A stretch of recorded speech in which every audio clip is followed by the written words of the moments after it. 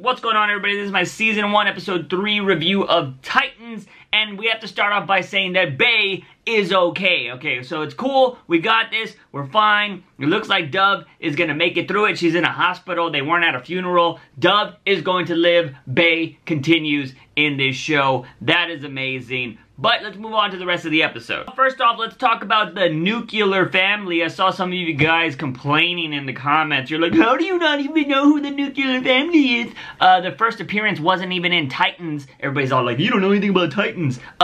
They freaking showed up in The Outsiders. What? Read a comic, people. But no, seriously, so we hear the nuclear family, like I said, just these random characters. Again, still random characters, because if they were so badass, they wouldn't get burnt to a crisp like Starfire did. But we saw later in the episode that they have been created by the organization that wants to, you know, find Raven and stuff and release Raven's father or the demon inside her, whatever we're gonna find out it is.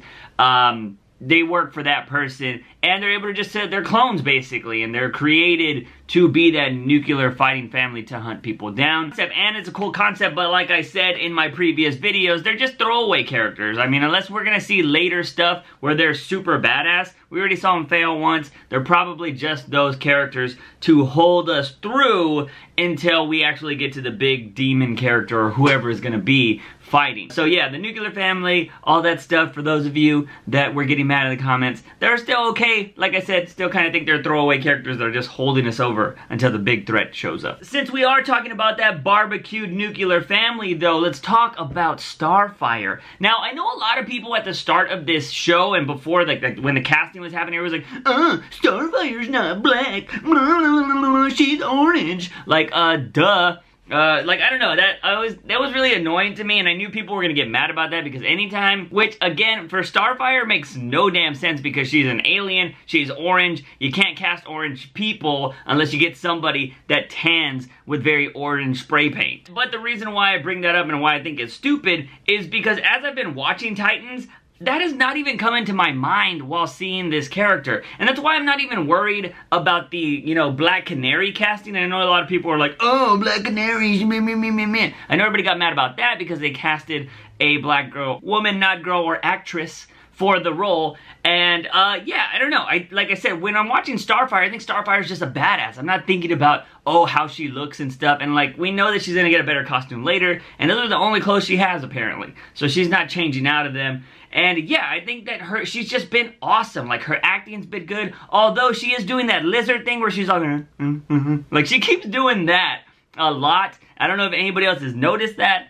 But yeah, so we got Starfire Lizard going on around here. But in this episode, she was awesome. Like, she just barbecued that guy. She saved her. She beat up the freaking, you know, the redneck guys that were trying to beat up that woman. And she got some free chicken and waffles. Like, she's just really awesome in this thing. And then we got to see her later on in her hideaway. It looked like she was kind of a detective in her, like, previous memory loss. Now I'm jumping all over this place, but I usually talk about things per character. But yeah, so we got to see the storage that had all of the stuff with Raven and her language, because we know personally as viewers, we know that Starfire is an alien, and she's able to read that, but she doesn't know how to translate it. Or did she know? Yeah, I don't remember. But she was like, oh, I don't know, whatever, but she knew the language. It was just weird. It was a weird area in there, and she had a tanning bed. I know they show that later on. It wasn't like a tanning bed, it's probably for her powers and stuff like that. But we've seen that in the previous trailers that, you know, she was captive in that, or they were using that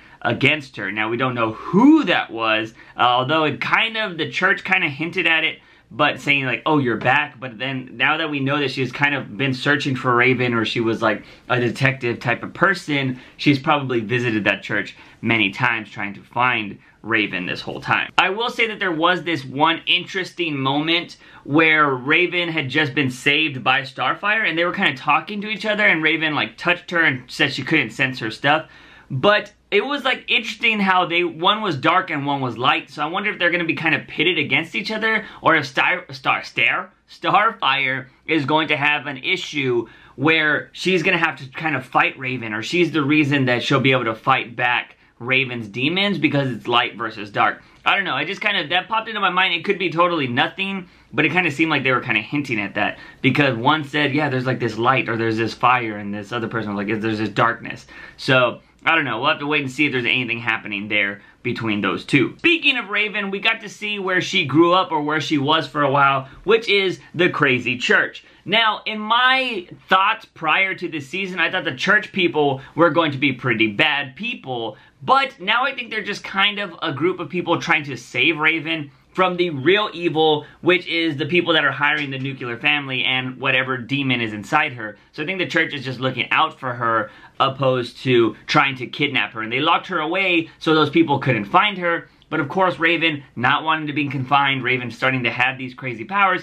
she exploded herself out of the church and started running into the woods, which was the end of the episode. I will say it would have been cool if because they had that overshot camera flying over Raven as she was running through the woods. That should have been Beast Boy as like a raven or something, or a bird or an eagle flying over to see Raven. That would have been really cool. I was kind of hoping it, because we saw a little tidbit of Beast Boy in the arcade where they're like, I like your hair, and we got that little bit of like love between them starting because they had just met. So I was kind of hoping that Beast Boy would be watching over Raven because maybe he's infatuated with her, or maybe for something else. Maybe he's part of another group and he's trying to, catch Raven too. I don't really know. I think it's just because he liked her or whatever. He liked video games, that's why he was in an arcade.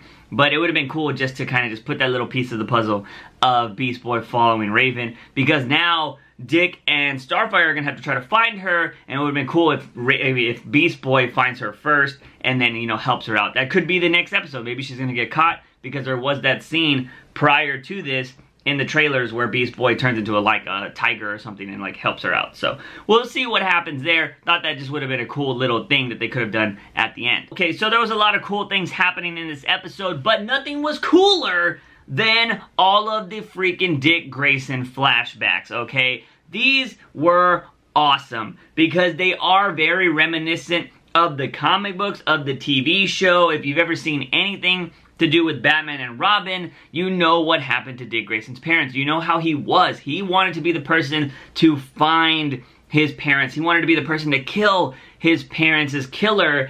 And like, it was just really awesome to just see that. I mean, some things were like kind of, I didn't know how I felt about the actor too much, but it was still cool to seeing him like rebel and stuff, and Bruce didn't really care about anything.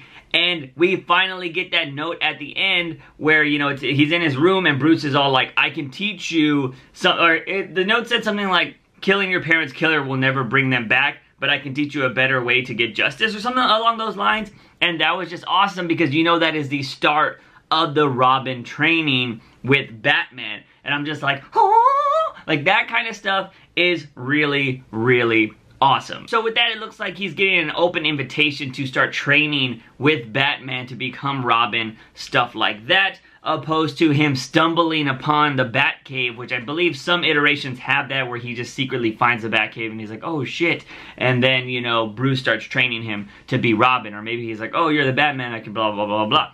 Stuff like that. So it looks like he's getting an open invitation here, which is really awesome. And hopefully the scenes now, if he does do flashbacks, are going to be with him training with Batman or him with Batman. And I think we're just going to see what we've been seeing, how Bruce Wayne is in the background, in the shadows. That's probably how Batman will be. If they're going to have some fight scenes, it'll probably be a very shadowy Batman, and then you can just focus more on Robin. Or like I said, you can just have some training montages in the same way. Maybe he's training Robin how to fight and stuff like that, and that would just be really cool. But again, one thing I've said in this Titans episode is that they just start showing the little things, because it's the little things in these comic book shows that make them awesome. Like when Dick was using that freaking surveillance camera, he's like, put the tech on there, because that's stuff Batman would have. Those kind of things, I feel like, make these shows 10 times better, opposed to just like, oh, it just magically happens. Like, no, I like when the characters are doing their little things that make them badass. So yeah, that's pretty much all I got, guys. Sorry that the reviews have been off a day in the, normal uploading schedule, but this week has been pretty hectic and crazy for me, so I have had to push videos off. But hopefully I'll be able to get back on track next week with Flash and Titans again.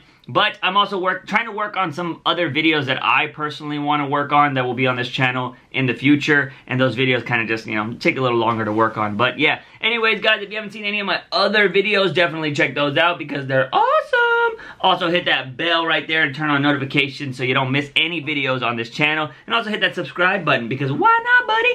But that's going to be it for me, guys. As always, I'm your host, JUICEbox. Remember, when you wake up in the morning, ask yourself something. Have I had a daily dose of juice? See you guys next time. Bye.